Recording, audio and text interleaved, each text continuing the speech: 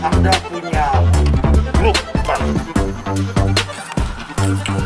Pada saat setelah menerima laporan tersebut, melakukan serangkaian penyelidikan, turun ke TKP dan melakukan olah TKP, kemudian mengidentifikasi dari hasil rekaman video CCTV, kemudian tim bergerak untuk melakukan penyelidikan dan mengamankan kurang lebih 13 orang dari kelompok geng swadaya. Jadi 13 orang sudah dilakukan pemeriksaan oleh penyidik.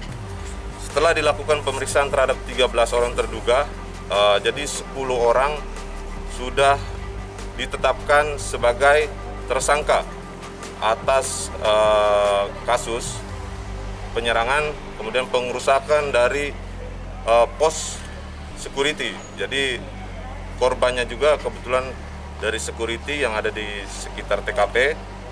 Terdapat luka di kaki bagian kiri, terdapat luka panah yang dilontarkan busur oleh para pelaku. Apa yang betul?